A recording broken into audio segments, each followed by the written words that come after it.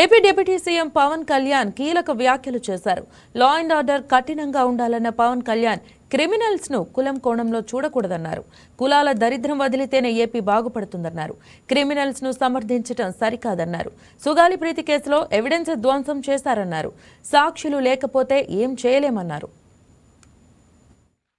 కులాల గురించి మాట్లాడాలా, it is simply administrative issue. అలాగే ఒకడు కూర్చోబెట్టి ఒక ఆడబిడ్డను చేస్తే వాడు ఏ కులం అయితే నాకు ఎందుకంట, వాడికి శిక్ష పడాలా లేదా? పడాలి కదా.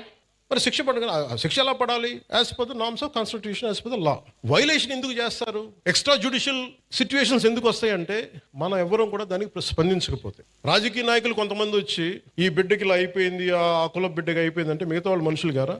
ఇదే దిశ కేసులో ఇదే పెద్ద మనిషి అసెంబ్లీలో కూర్చొని చాలా కరెక్ట్గా చేశారని తెలంగాణ ప్రభుత్వం ఈ పెద్ద మనిషి ఎంకరేజ్ చేస్తాడు, మళ్ళీ చప్పట్లు కొడతాడు. మళ్ళీ అదే పెద్ద మనిషి ఎంత హిపోక్రసీ అంటే మళ్ళీ ఇక్కడికి వచ్చి మళ్ళీ కులం కూడా లేవెత్తాడు. సవాళ్ళు వేస్తే కానీ వాళ్ళకి సంతోషం రాదు, అది సమస్య.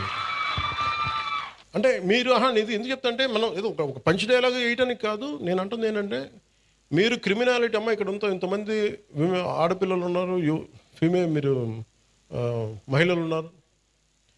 మీ బిడ్డల భవిష్యత్తును మీరు చాలా జాగ్రత్తగా పెట్టుకోవాలమ్మా. మీరు క్రిమినల్స్ని మటుకు అట్ బే పెట్టాలి, దూరం పెట్టాలి.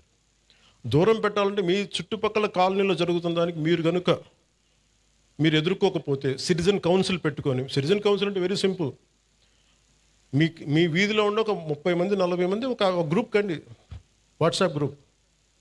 అలాంటి వాట్సాప్ గ్రూప్ ప్రతి సందులో ఒకటి మొదలు పెడితే మీ మొత్తం ఆ కాలనీకో దీనికో అన్నీ కలిపి ఒక కనీసం 1000 ఓట్లు, 1000 మంది తయారవుతారు. 1000 మంది రావగానే any typical politician will think of 1000 votes. ఎట్లా దానికన్నా స్పందిస్తారు.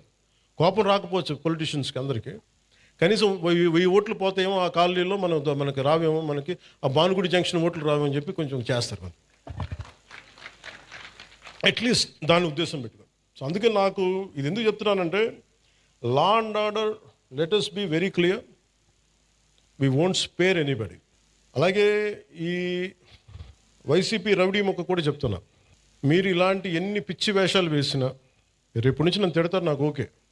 అంటే ముఖ్యంగా వైసీపీ రౌడీ మొక్క చెప్తున్నా, మీరు వచ్చి మేము రక్తాలతో తడిపేస్తాం, బయటకు వచ్చాక మేము కోసేస్తాం, కుత్తుకులు కోస్తాం అంటే మీరు భవిష్యత్తులో, నేను మీకు చెప్తున్నాను ఈరోజు నా మాట చాలా శ్రద్ధగా వినండి. ప్రతి వైసీపీ గుండాగడికి చెప్తున్నాను ఈ మాట, ఆన్ కెమెరా చెప్తున్నా.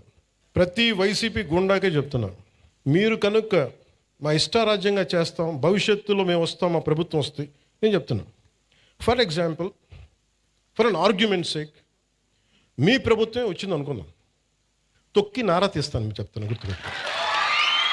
ప్రభుత్వాలు రావడాలు పోవటాలు ప్రజల చేతిలో నిర్ణయం ఉంటుంది తప్ప వచ్చినప్పుడు భయపడిపోయి, ఇప్పుడు మీకు నేను చెప్తున్నా కదా 3 సంవత్సరాలు ఉంది, 3 సంవత్సరాల్లో మీకు స్ట్రింజెంట్ యాక్షన్ నేను చూపిస్తాను, మీకు గుర్తుపెట్టుకోండి. మీరు మాట్లాడండి, నేను ఇప్పుడు దాకా మాట్లాడలా. లా అండ్ ఆర్డర్ నాది కాదు అని చెప్పి కాము కూర్చున్నా. నా అభిప్రాయాలు కూడా సీఎం గారికి నేను చెప్పను, డైరెక్ట్గా నా అభిప్రాయాలు నేను ప్రజలతోనే చెప్తాను, నేను సీఎం గారికి కూడా చెప్పను. అందుకే మా నాయకులు కూడా నాకు చెప్తే వీళ్ళు ఎంత మొహాటస్లో నాకు తెలియదు, ఎంత చెప్తారో నాకు తెలియదు. నా డైలాగ్ ఒకటే అమ్మా, నా డైలాగ్ ఒకటే, నా కమ్యూనికేషన్ ఒకటే. నాకు నా ప్రజలకి తప్ప నేను ఎవరితో మాట్లాడను, దీనికి సంబంధించి మీతోనే మాట్లాడు. అందుకని